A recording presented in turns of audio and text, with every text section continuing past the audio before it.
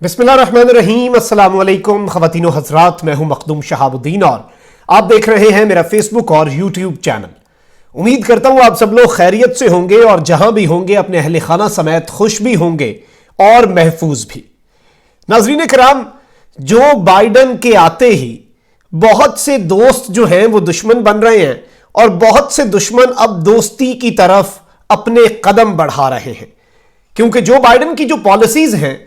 उन्होंने अमेरिका के भी बहुत से इत्तहादियों को दूसरे ब्लॉक में डाल दिया है और अमेरिका के बहुत से दुश्मनों को, या फिर यह कहा जाए कि ट्रंप एडमिनिस्ट्रेशन के बहुत से दुश्मनों को अमेरिका का दोस्त बनने के करीब पहुंचा दिया है। चाहे जो बाइडन के सऊदी अरब के खिलाफ और ईरान से न्यूक्लियर डील करने के हक में बयानात हों, उसकी एडमिनिस्ट्रेशन की मोहम्मद बिन सलमान पर तनकीद हो, या फिर तुर्की और रूस का जो गठजोड़ है उसके ऊपर खुलकर तनकीद और खुलकर उसका इजहार हो। इस सारी सूरत हाल के अंदर ग्लोबल पॉलिटिक्स जो है उसकी रीपोजिशनिंग होगी। ये रीपोजिशनिंग कैसे होगी कि ब्लॉक्स में तब्दीली आएगी और वो तमाम मुल्क जिनके खिलाफ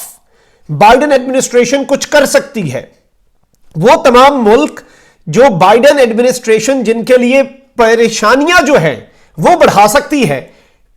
बेशक माजी में या फिर गुज़श्ता 4-5 साल में उनके हालात कशीदा हो, वो अब इकट्ठे बैठेंगे और उन्हें इकट्ठा बिठाएगा जो बाइडन का बयानिया, उन्हें इकट्ठा बिठाएगा जो बाइडन का अताब, जो कि वो देख रहे हैं और बड़ा इजीली फोरसी कर रहे हैं, जो नियर फ्यूचर है, मुस्तकबिल करीब में अपने ऊपर अमेरिका की बढ़ती हुई पाबंदियों और अमेरिका के बढ़ते हुए प्रेशर को। ऐसा ही कुछ सऊदी अरब के साथ हुआ है। और तुर्की जो है, तुर्की के लिए तो ट्रंप एडमिनिस्ट्रेशन भी कोई खास अच्छी नहीं थी। बस ये है कि बाइडन एडमिनिस्ट्रेशन थोड़ी सी ज्यादा सख्त हो जाएगी, लेकिन जो असल ब्लो लगा है, जो असल धचका लगा है, वो सऊदी अरब को और मोहम्मद बिन सलमान की पॉलिसियों को लगा है। और इस सब के अंदर अब मोहम्मद बिन सलमान वापस तुर्की की मदद और तुर्की से जो ताल्लुकात हैं उन्हें इस्तवार करने की राह पर चल निकले हैं।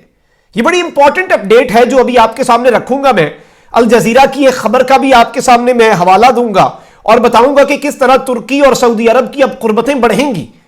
और तुर्की की जरूरत सऊदी अरब नहीं होगा, सऊदी अरब की जरूरत तुर्की होगा। और इस पूरे सिनेरियो में, इस पूरी सूरत हाल के अंदर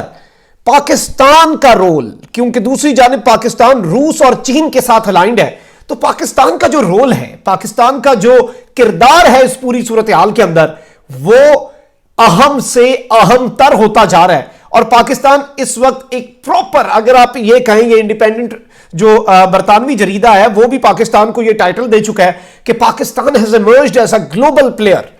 किस तरह पाकिस्तान इस पूरे खेल की बाजी पलट सकता है, इसकी भी कुछ तफसीलात आपके सामने आज की इस वीडियो में रखी जाएंगी। साथ ही साथ ये जो लेटेस्ट अपडेट आई है वो भी आपके साथ हम डिस्कस करेंगे। लेकिन उससे पहले अगर अभी तक आपने चैनल को सब्सक्राइब नहीं किया तो सब्सक्राइब भी कर लें और घंटी के निशान को भी दबा दें, ताकि आपके साथ हम इसी तरह जुड़े रहें और आपका और हमारा यह ताल्लुक बरकरार रह सके। नाज़रीन किराम, बाइडन एडमिनिस्ट्रेशन ने आते ही मोहम्मद बिन सलमान के लिए परेशानियों का आगाज कर दिया है। और जो ट्रंप ने एक खुली छूट दे रखी थी, ट्रंप के दौर में मोहम्मद बिन सलमान के लिए तमाम तर चीजें खुशगवार थीं, वो जो करते थे उनके ऊपर कोई पाबंदी नहीं लगती थी। लेकिन बाइडन एडमिनिस्ट्रेशन आने से पहले ही, 2-3 हफ्ते पहले ही उन्होंने ग्राउंड्स बनाने शुरू कर दिए और बाइडन के जो सेक्रेटरी ऑफ द स्टेट हैं और बाइडन के जो मिनिस्टर ऑफ डिफेंस हैं या फिर सेक्रेटरी फॉर डिफेंस हैं, उन्होंने बड़ी इंपॉर्टेंट स्टेटमेंट्स दी। अब जो इनॉग्रेशन से पहले स्टेटमेंट्स आई थी, यानी कि हलफ बर्दारी से पहले स्टेटमेंट्स, जब बाइडन प्रेसिडेंट इलेक्ट थे उस वक्त थी, तो उन्होंने कहा था कि हम मोहम्मद बिन सलमान के धोखे में नहीं आएंगे कि कुछ पॉलिसीज नहीं कर दो, कॉन्सर्ट करा दो, यहां पे जी कवानीन में तब्दीली कर दो और उसकी आड़ में तमाम तर इंसानी हुकूक की खिलाफ वर्जियां करते रहो, उसकी आड़ में जो जंग है उसका आगाज करते रहो, लोगों के साथ जुल्म करते रहो और उसकी आड़ में सहाफियों को की आवाज को दबाते रहो। और फिर आते साथ जो उन्होंने बिजलियां गिराई, मैं इसे बिजलियां गिराने के मुतरादिफ कहूंगा स्टेटमेंट को, और मोहम्मद बिन सलमान और सऊदी अरब के बयानिए के लिए ये जो अमेरिका की तरफ से स्टेटमेंट थी, ये मौत साबित हो सकती है जो उन्होंने दी कि हम हौसी जो जंगजू हैं, जिन्हें सऊदी अरब बागी कहता है, जिन्हें सऊदी अरब टेररिस्ट कहता है, वो खुद को फ्रीडम फाइटर कहते हैं। अमेरिका भी सऊदी अरब के इत्तेहाद की वजह से उन्हें टेररिस्ट कहता है, उन्हें दहशतगर्द का टाइटल देता है। امریکہ نے اور بائیڈن ایڈمنسٹریشن نے کہا کہ ہم اس ٹرم کو ریویو کریں گے کہ آیا ہم نے حوثیوں کو دہشت گرد بلانا بھی ہے یا نہیں. یعنی سعودی عرب جن کے ساتھ لڑ رہا ہے, جو سعودی عرب کی تیل کی تنصیبات پر حملہ کر رہے ہیں, جن سے سعودی عرب کو سب سے بڑا خطرہ ہے, اور جب وہ اس چیز کو ریویو کریں گے تو پھر سعودی عرب کی ان کے خلاف جو کارروائیاں ہیں ان کے اوپر بھی امریکہ ایک سوالیہ نشان لگا دے گا. تو سعودی عرب کے لیے بڑی ہی گمبھیر صورتحال ہے. دوسری جانب ترکی کے متعلق وہ کیا کہتے ہیں؟ ترکی کے متعلق وہ یہ کہہ رہے ہیں کہ جو ٹرمپ نے پابندیاں لگائی ہیں جانے سے پہلے بھی سینکشنز, اور جو ٹرمپ کے دور میں ترکی کے ساتھ ہوا ہے وہ ناکافی ہے. یعنی ترکی پہ مزید سختی کرنی ہوگی کیونکہ ترکی ایک ہمارا نام نہاد اتحادی ہے. سو کالڈ ایلائی کہا اینٹنی بلنکن نے, جو کہ نئے سیکرٹری آف اسٹیٹ یا پھر عرف عام میں اگر ہم اپنی زبان میں استعمال کریں تو جو امریکہ کے نئے وزیر خارجہ ہیں, انہوں نے یہ بات کی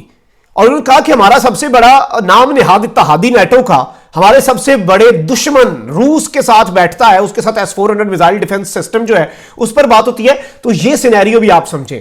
اب سعودی عرب بڑے عرصے سے یہ چیز ریئلائز کر رہا ہے کہ ہمارے جمال خاشقجی کے کیس کے بعد جو سرد مہری آئی ترکی کے ساتھ تعلقات میں, اسے کم کیا جائے. اس کے اندر